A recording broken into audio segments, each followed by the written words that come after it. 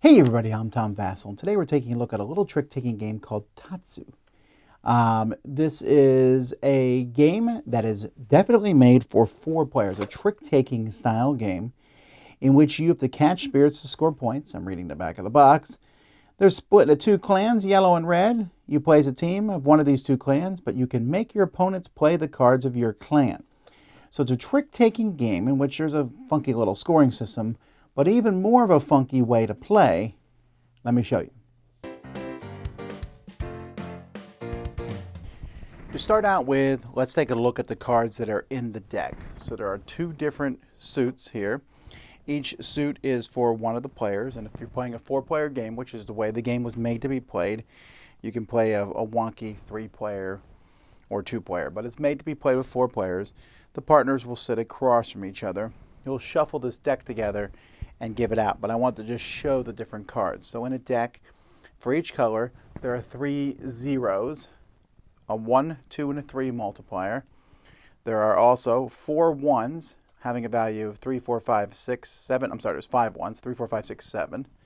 Then there's a 2, 3, 4, and a 5 and 6. Those are all have a value of 1. And then we have this weird symbol here, which has a value of 0. This is the fusion spirit. So these cards are going to be shuffled together, and you can see the backs of them, so you'll know which one is which, and you're going to deal these out evenly to all the players. So this is a typical trick-taking game where one person will play a trick, and each person is going to play a card. Here's the thing, though. When you play a card, you can either play a card of your color, or you can ask somebody else who has your color to play it for you.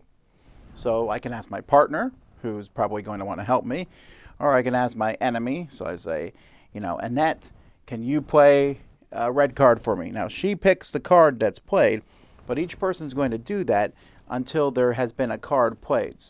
Once the 4 cards have been played, you're then going to look for the highest powered card, and that card wins the trick.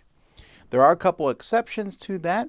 If a fusion card is played like this, then the trick just sits there and you'll play another 4 cards, and then whoever wins that trick gets all of them. Now what you're trying to do is you're trying to get points, obviously, at the end of the round after all the tricks have been taken. You're going to take your multipliers and multiply that times the points you've gotten.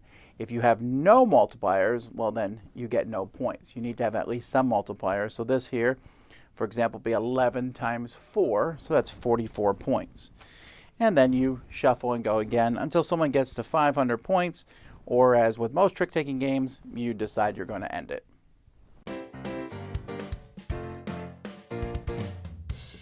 This is a weird game, but it's a cool trick-taking game. But it's hard for me to highly recommend this one. I'll just tell you straight out. I like it. I'll give it a 7 out of 10. But I can't really give it higher because I find it interesting and fascinating to play, but it's going to bend and warp most people's minds, and I think finding people who grok it and enjoy it is going to be a tough one.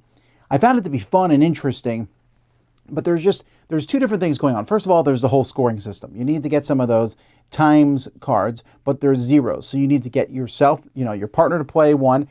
You play a high card. They play one of their zeros. You're going to win that. Then you have some points that you go for as time goes by. Or force your opponent to play one. So that's one thing, is the scoring. The other thing is forcing your opponents to play cards. So if I have 3 red cards and 4 yellow cards in my hand, I can only play, and I'm the red player, I'm only going to play 3 of those cards. So I play a card, and then so on, play a card. Eventually, I'm not going to be able to play cards. In fact, you may not even play a card on a turn. I might be like, okay, for me, you play a card for me. Then everyone else plays a card, and no one tells me to do anything.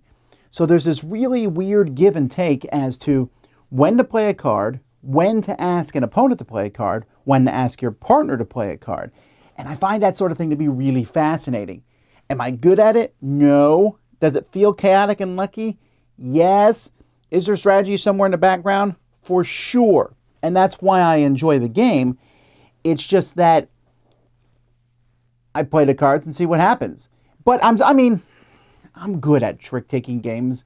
Usually, I understand how they work. This one's a little trickier than the other ones, but I found it to be fascinating because at first you're like, okay, do I save these big cards in my hand for my opponent? When they ask me to play a card, do I play a big one now? Also, the order of the seating matters a lot. And so all that kind of comes into play, but there's still a decent amount of guesswork involved. Now, there's always guesswork in trick-taking games. You know, who has this card and who has that card. But in this one, depending on how many cards of your color you and your partner have is going to dramatically change how you play each round. And so this almost feels like an exercise in cool factor. If I pulled this out and played it for the first time, everyone would be like, wow, that's interesting. I've never seen a trick-taking game like that. And it's fun, but do you want to keep coming back to it? Do I sit at night and think about Tatsu strategies? I don't. So because of that, I think it keeps me from loving it. Like when I sit around and I play games like The Crew or even basic games like, you know, just Hearts and Rook and things like that, those you can sit there and go, oh, I should have played this card at this point. This one's a little trickier because you say, I should have played this card at this point, or I should have asked Susan to play a card at that point. Or when someone asked me to play a card, this is the card I played. So all this kind of comes together and there's a little bit of funkiness as to what to do. But it's kind of amusing. If you like trick-taking games, a collector of trick-taking games, this is one I would recommend because it feels different than the other ones that are out there. It also looks cool. Matago did a nice production putting it together, the little gold embossing on the cards and such. But for people who are just like dipping their toes in the water, I think this one's going to throw you more for a loop. It's not particularly hard to play.